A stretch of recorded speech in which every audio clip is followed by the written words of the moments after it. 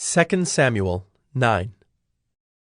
And David said, Is there still anyone left of the house of Saul, that I may show him kindness for Jonathan's sake? Now there was a servant of the house of Saul, whose name was Ziba, and they called him to David. And the king said to him, Are you Ziba? And he said, I am your servant. And the king said, Is there not still someone of the house of Saul, that I may show the kindness of God to him? Ziba said to the king, There is still a son of Jonathan. He is crippled in his feet.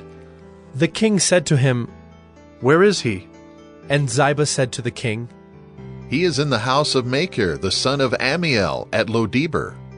Then King David sent and brought him from the house of Machir, the son of Ammiel, at Lo-debar. And Mephibosheth, the son of Jonathan, son of Saul, came to David and fell on his face and paid homage.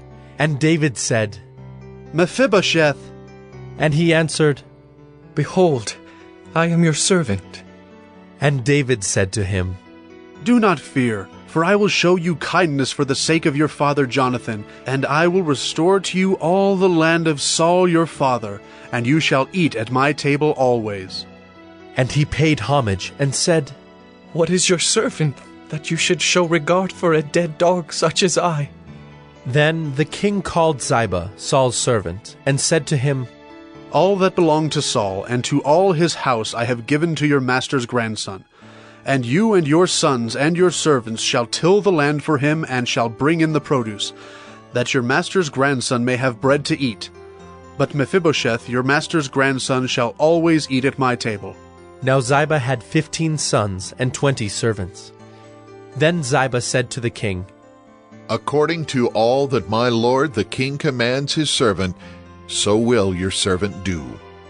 So Mephibosheth ate at David's table like one of the king's sons. And Mephibosheth had a young son whose name was Micah. And all who lived in Ziba's house became Mephibosheth's servants.